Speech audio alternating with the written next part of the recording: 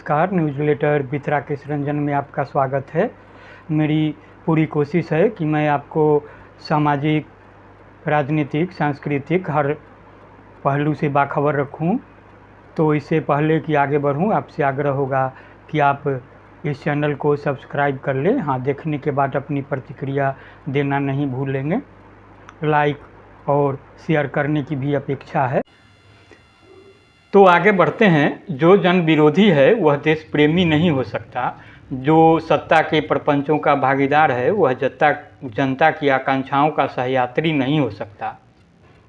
तथाकथित मुख्य धारा का भारतीय मीडिया इतिहास के किसी दौर में इतना जन विरोधी नहीं रहा, क्योंकि अतीत में मीडिया भले ही सत्ता से डरा हो, इस डर के कारण सत्ता विरोधी खबरों को दबाता रहा हो, लेकिन वह इतना पतित, इतना निर्लज्ज नहीं हुआ था। अब दौर बदल चुका है। नव उदारवादी सत्ता लोकतंत्र की नैतिकता के मानकों को बदलकर राजनीति की एक नई दुनिया रच रही है, और इस परिवेश ने अगर सबसे अधिक प्रदूषित किसी क्षेत्र को किया है तो वह मीडिया ही है। अब मीडिया सत्ता और पूंजी के गठजोड़ के षड्यंत्रों का सहभागी है। मीडिया हाउसेज में शीर्ष पर बैठे लोग यह तय करते हैं कि जनता तक किन खबरों को पहुंचाना है, किन खबरों की भ्रूण हत्या कर देनी है। इस प्रक्रिया में वे ऐसी सूचनाओं को भी बढ़ा चढ़ाकर सामने लाते हैं जिनका वास्तविकता से कोई संबंध नहीं होता। ऐसा समाज जिसमें अशिक्षित और अर्धशिक्षित लोगों की बहुतायत हो, सत्ता, पूंजी और मीडिया के ऐसे सम्मिलित षड्यंत्रों का शिकार आसानी से हो जाता है। फिर तो आप कितने भी गंभीर और प्रामाणिक साक्ष्य सामने लाएं, अर्धशिक्षितों की जमात कुछ सोचने समझने को तैयार नहीं होती। इधर मुगल इतिहास के अनेक अध्यायों को पाठ्यक्रमों से हटाने की नीतियों पर काम शुरू हुआ, उधर मोबाइल खोलते ही मुगलों के बारे में अनाप शनाप खबरें लोगों के सामने आने का सिलसिला शुरू हो गया। मध्यकालीन सामंती समाज के अंधेरों में सिसकती स्त्री अस्मिता को खास मुगल वंश का अभिशाप बताने की कोशिश इस प्रक्रिया का सबसे खास अध्याय है। आप मोबाइल खोलिए, किसी प्लेटफॉर्म पर जाइए, मुगलों से जुड़े एक से एक भ्रामक और नितांत अप्रमाणिक तथ्य अलग अलग शीर्षकों के साथ आपके सामने आने लगेंगे। सत्ता के प्रपंचों ने सबसे अधिक दुष्प्रभाव अगर किसी चीज़ पर डाला है तो वह है जनसमुदाय का इतिहास बोध। विकृत इतिहास बोध किसी भी देश और समाज के आंतरिक विभाजन और वैचारिक पतन का सबसे बड़ा कारण होता है। इसलिए सुनियोजित तरीके से हमारे इतिहास बोध को विकृत किया जाने लगा, और ऑब्जेक्टिव परीक्षा से 12वीं के इतिहास में 90% अंक लाने वाली नई पीढ़ी में भी ऐसे युवाओं की भरमार है जो बोध की विकृतियों को खुद पर लाद कर ऐतिहासिक तथ्यों की षड्यंत्र जनित परिभाषाओं के प्रवक्ता बन चुके हैं। बीते 8-10 वर्षों में भारतीय समाज में बौद्धिकता का जो क्षरण हुआ है उसका सबसे बड़ा शिकार इतिहास ही है, और इसमें मीडिया के सिर पर सवार IT सेल की निर्णायक भूमिका है। इस दौर में सबसे ताज्जुब यह है कि जो जितना बड़ा जन विरोधी है वह उतना बड़ा देशभक्त दिखने की कोशिश करता है। जन और देश को हितों के अलग अलग द्वीपों पर खड़ा कर अपनी प्रवंचनाओं को जनमानस पर थोपने में मीडिया ने बड़ी सफलता हासिल की है। हिंदी के कुछ बड़े न्यूज़ चैनल इसके सटीक उदाहरण हैं। जब देश पुलवामा हमले के संदर्भ में जम्मू कश्मीर के राज्यपाल के इंटरव्यू पर असमंजस में था, जब डिजिटल मीडिया के छोटे बड़े प्लेटफॉर्म उस पर गंभीर परिचर्चाओं की श्रृंखला चला रहे थे, हिंदी के छोटे बड़े न्यूज़ चैनलों और अखबारों ने इस खबर को कोई तवज्जो नहीं दी।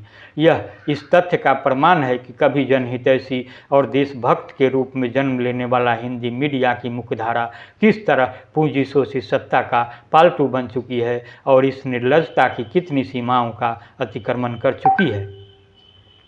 पुलिस की निगरानी में अतीक अहमद की हैरत अंगेज तरीके से हुई हत्या के बाद सवाल सरकार और पुलिस की कार्यशैली पर उठनी चाहिए थी, लेकिन हिंदी मीडिया हमें तफसील से बताने लग गया कि गैंगस्टर बनने के बाद किस ईस्वी में अतीक अहमद, उसके भाई या उसके गुर्गों ने किसकी हत्या की थी, किसकी ज़मीनें हड़प ली थी, या किस ठेके को हासिल करने के लिए किन खूनी तरीकों को अंजाम दिया गया था। खास घराने के आर्थिक उभार और अचानक से महज 8 सालों में अविश्वसनीय तौर पर विकसित उसके व्यापारिक साम्राज्य पर जब राष्ट्रीय अंतर्राष्ट्रीय स्तरों पर संदेहों के बादल घिरने लगे तो हिंदी न्यूज़ चैनलों और अखबारों ने इस पूरे प्रकरण को ही विमर्श से बाहर करने में अपनी पूरी ताकत लगा दी।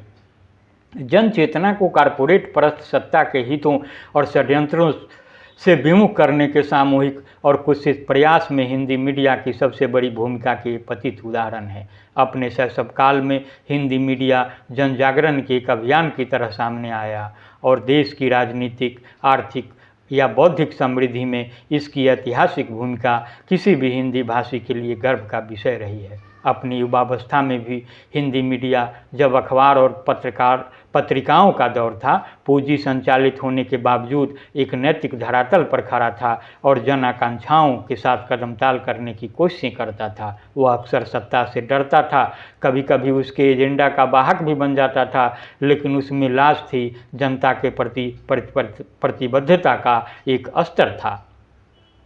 अब जब यह परिपक्व हो चुका है, जब हिंदी मीडिया तकनीक की ऊंची छलांग के साथ इलेक्ट्रॉनिक माध्यमों से घर घर अपनी पहुंच बना चुका है, जब गैजेट्स के माध्यम से तमाम हिंदी न्यूज़ चैनल और अखबार लोगों की अंगुलियों तक पहुंच चुके हैं, हिंदी मीडिया अपनी आभा खो चुका है, अपने जनसापेक्ष रूप को त्याग चुका है और इतना अनैतिक, इतना जन विरोधी हो चुका है कि भारत और हिंदी पट्टी के विशेष संदर्भ में इसे इस दौर का सबसे बड़ा अभिशाप कहा जा सकता है।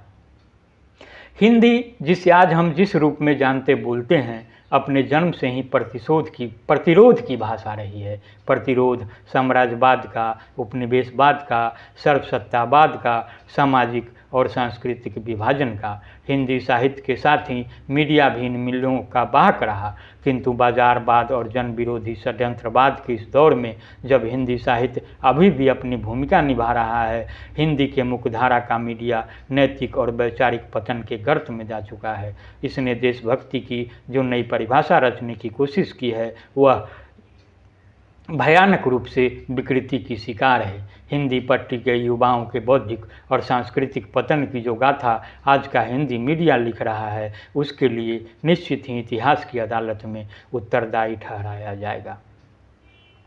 तो निर्भीक, ईमानदार, 100% सच्चाई पर आधारित पत्रकारिता का बहुत सुंदर नमूना मुझे तो यही दिखता है। आपसे आग्रह है कि इसे पूरा सुने और गुने, इत्मीनान से निष्कर्ष पर पहुँचे। इसे लिखा है पाटलिपुत्रा यूनिवर्सिटी में हिंदी के एसोसिएट प्रोफेसर हेमंत कुमार झा ने। हेमंत ने शिक्षण के क्षेत्र में दाखिल होने से पहले पत्रकारिता में भी अपनी खास पहचान बनाई। वे अब भी पत्रकारिता धर्म निभाते हुए समीचीन प्रासंगिक विषयों पर अपनी बेबाक राय रखते हैं। तो आज इतना ही। यहाँ स्पष्ट कर दूं कि यह हेमंत कुमार झा के निजी विचार हैं। इससे सहमति और असहमति का अधिकार आपका है। इसका मकसद अपने विचारों को थोपना नहीं है। तो नमस्कार।